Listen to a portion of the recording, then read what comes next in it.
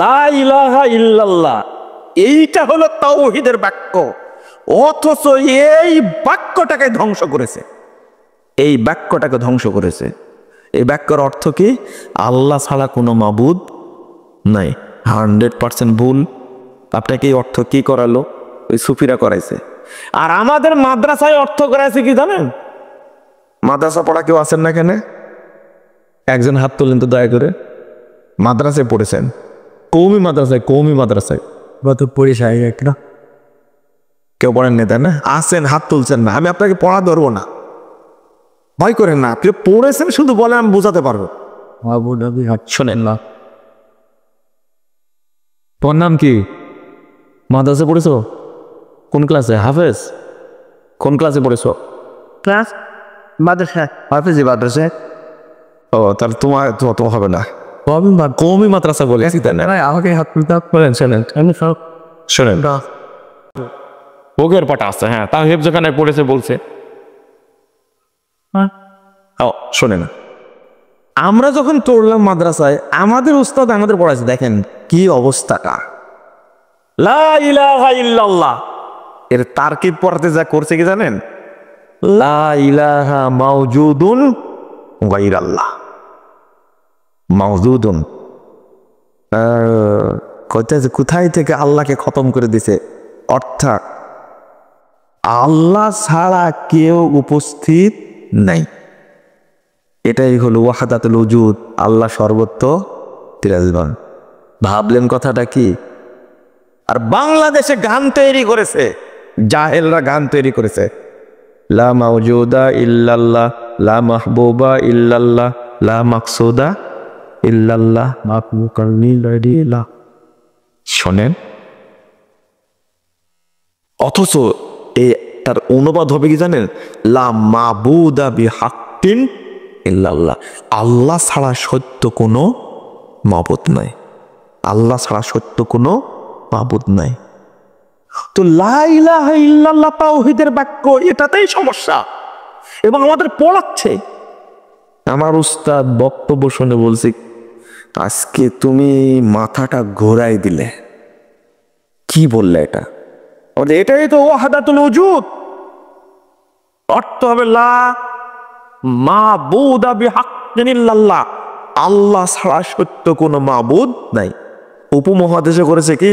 লা মাওজুদা ইল্লাল্লাহ, আল্লাহ ছাড়া কেউ উপস্থিত নাই।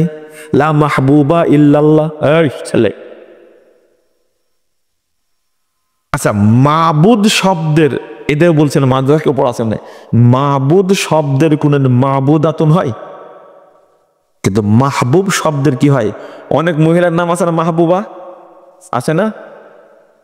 তুমি কেন অর্থ করলে লা মাহবুবা ইল্লাল্লাহ, লা মাকসুদা ইল্লাল্লাহ? হারাম। আল্লাহ সম্পর্কে 3টা বাক্য বলা হারাম। কিন্তু আপনারা গান তৈরি করেছেন, তাই না? লা মাওজুদা ইল্লাল্লাহ, লা মাহবুবা ইল্লাল্লাহ, লা মাকসুদা ইল্লাল্লাহ, মাফি কলবি গায়রুল্লাহ, নূর মোহাম্মদ সাল্লাল্লাহ। আর মুখস্থ নাই আমার, এতটুকু মুখস্থ আছে। তওবা তওবা তওবা। স্টপ। আমি কেন বলছিলাম কথাটা বলেন? আগে ইল্লাল্লাহ না আগে লা ইলাহা? আগে কি? লা ইলাহা। দেখেন তো আপনার মধ্যে ঈমান আছে কিনা। লা ইলাহা সব কিছুকে বর্জন,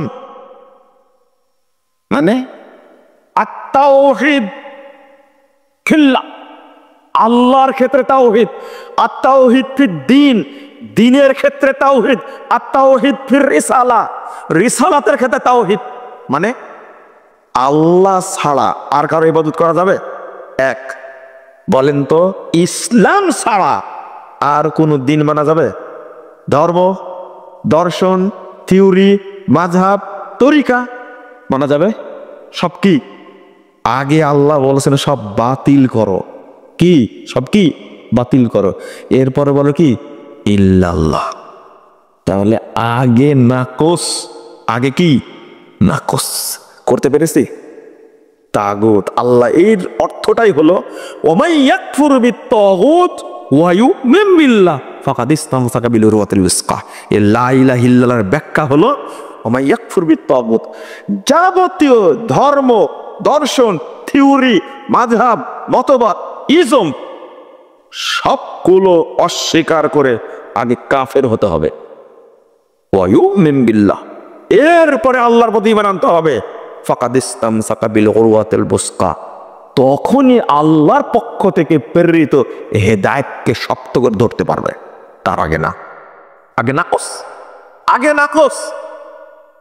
কারণ এই জায়গাটা যদি অপবিত্র থাকে, আচ্ছা শোনেন একটা কথা বলেন তো,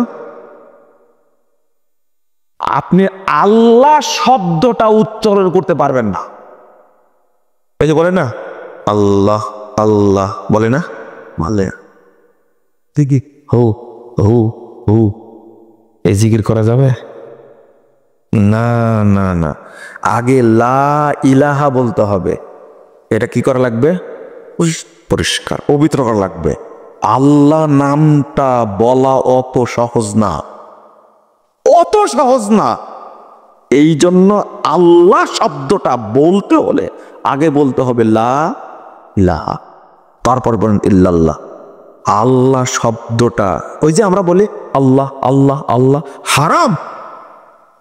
পুরোটা বলেন লা ইলাহা ইল্লাল্লাহ, আগে লা ইলাহা। একটা উদাহরণ দিলে আরো পরিষ্কার হবে। একটা উদাহরণ, 17,458 নম্বর হাদিস, মুস্তাদে আহমদ। আপনারা হাদিসটা জানেন, এরপরে আমি নতুন করে বলছি, হাদিসটা জানেন আপনারা। রাসূল সাল্লাল্লাহু আলাইহি ওয়াসাল্লামের কাছে ইসলাম গ্রহণ করার জন্য 10 জনের একটা জামাত আসলো। কয়জনের? 10 জনের। রাসূল সাল্লাল্লাহু আলাইহি ওয়াসাল্লাম 10 জনের মধ্যে 9 জনের বায়াত নিলেন। 9 জনকে কি ইসলাম কবুল করালে? কয়জন বলেন? কয়জনের মধ্যে? 10 জনের মধ্যে। তো তখন তারা বলছেন বায়াত তিসআতান ও আমসাকান হাযা, আপনি 9 জনকে কালেমা পড়ালেন আর একজনকে বাদ দিলেন কেন? কাট করে রেখে দিছে। খেয়াল করলেন কি? কাট করে, ভাষাটা বুঝছেন তো? কাট করে রেখে দিছে। তো এটা করলেন কেন আপনি? লোকগুলো ক্ষুধার্ত, পায়ে হেঁটে আসছেন দূর থেকে, আল্লাহর প্রতি মহব্বত, রাসূলের প্রতি মহব্বত, কোরআনের প্রতি মহব্বত, ইসলামের প্রতি মহব্বত নিয়ে আসছে, তাই না? আল্লাহ রাসূল তখন বললেন ইন্না আলাইহি তামিমা, শোনো ওর দেহে তাবিজ বাঁধা আছে। কি বাঁধা আছে? তাবিজ বাঁধা আছে। তখন আচ্ছা, তাবিজ তার দেহের মধ্যে আছে, এরপর অনুবাদ করি, ফাআদখালা ইয়াদাহু, সে তার দেহের মধ্যে হাত ঢুকাই দিল, ফাকাতাহু, অতঃপর সেটা কি করলো? ছিঁড়ে ফেলে দিল। ফাবায়াহুন নবী সাল্লাল্লাহু আলাইহি ওয়াসাল্লাম, ছিঁড়ে ফেলার পরে আল্লাহ রাসূল তাকে কালেমা পড়ালেন। শোনেন, কথাটা এই পর্যন্তই থাক, এবার বুঝেন। আচ্ছা, এই দেহের মধ্যে তাবিজ আছে, এটাকে নবী জানতেন না? জানতেন কি? কে জানাইছে? আল্লাহ জানাইছে। সরাসরি কে? আল্লাহ পাঠায় দিয়েছে যে যাও ওকে যেন কালেমা না পড়াই। অথচ মহব্বত নিয়ে আসছে, ইসলাম গ্রহণ করার জন্য আসছে। খেয়াল করে। 2 নম্বর কথা হলো, আচ্ছা কালেমাটা পড়ানোর পরে বলতে পারতেন না? আচ্ছা, এইগুলো বুঝাতে হলে আসলে এত রাত্রে আসলে চলে না, তাই না? তার বেশি হয়েছে, ভারী হয়ে যাচ্ছে কি আপনাদের? না, ভারী হওয়ার কথা না তো। শোনেন, এটা বুঝতে হবে। আচ্ছা, এটা কালেমা পড়ানোর পরে কি নবী সাল্লাল্লাহু আলাইহি সাল্লাম বলতে পারতেন না? এই তোমার দেহের মধ্যে কি আছে? তাবিজ, তাবিজটা খুলে দাও বাবা, বলতে পারতেন না? আগে বললেন না কেন? কাট করে রেখে দিলেন কেন? খেয়াল করে, কিন্তু অন্য কিছু না, সেজদা করে না। তাবিজ দেওয়া হলো শিরিকে আসগার, ছোট শিরিক। কথা বুঝতে পারলেন? খেয়াল করেন, ছোট শিরিক। তো আল্লাহ নবী তা করলেন না। একজন ব্যক্তি আমাকে বলছেন, এই হাদিস অনুবাদ করা দেখে বলছেন যে আল্লাহ নবী এত কড়া ছিলেন না, মুসলমানই নাই, আপনি হাদিসটা বুঝেননি, আমাকে বলছেন আমি হাদিস নাকি বুঝিনি। ধমক কত তাও! আল্লাহ নবী এত কড়া ছিলেন না, খেয়াল করেন কিন্তু কথাগুলো। আমি হাদিস বুঝিনি, উনি বুঝেছেন। অথচ হাদিসের এবারত এইভাবেই আছে, মানে শিরিকের ক্ষেত্রে কোনো বাবা মা নাই, কোনো ছাড় নাই। আর উনি বলছেন মুসলমানই নাই, আর আল্লাহ নবী এত কড়া। বলে মুসলমান বেশি দরকার না তাওহীদ দরকার বলেন তো দেখি। এই দেখেন আমাদের দেশের ইসলাম আর নবীর ইসলামের কত পার্থক্য। আমরা চাচ্ছি সবাই মুসলমান হোক, মাজার পূজা করুক, কবর পূজা করুক, ভোটটা দিক। বিষয়টা এরকম না। লা হাওলা ওয়ালা কুওয়াতা ইল্লা বিল্লাহ। মাঝে মাঝে জামাত ইসলামের ভাইদের উপর খেপে যায়, হিন্দু শাখা কি করি হয়, তাই না? ঘটনা তো সত্য। ক্ষমতা দরকার ওদের। কেন রে ভাই? এই হাদিস কি বলে? এই মুসলমান দিয়ে কি হবে? ওই জন্য আগেই বলেছি, আগে বলিনি? আর যে আকীদা নিয়ে দোয়া করছে ওই আকীদায় আছে আল্লাহ কি হয়ে গেছে? গায়েব হয়ে গেছে। জায়গায় আসছেন এবার? আল্লাহ সম্পর্কে আকীদা, আস্তাগফিরুল্লাহ। আল্লাহর নবী সাল্লাল্লাহু আলাইহি ওয়াসাল্লাম তাকে বসায় রাখছেন, কালেমা পড়াননি। এবার বলেন, তাবিজটা দেহে বাঁধা আছে তাই এই লোকটা বলতে পারবে না আশহাদু আল্লা ইলাহা ইল্লাল্লাহ ওয়া আশহাদু আন্না মুহাম্মাদান আবদুহু ওয়া রাসূলুহু। তাবিজ বাঁধা থাকার কারণে এই লোকটা মুখে বলতে পারবে না আশহাদু আল্লা ইলাহা ইল্লাল্লাহ ওয়া আশহাদু আন্না মুহাম্মাদান আবদুহু ওয়া রাসূলুহু, এই কথা বলতে পারবে না। তাবিজ থাকা অবস্থায় কি নামাজ পড়া যায়?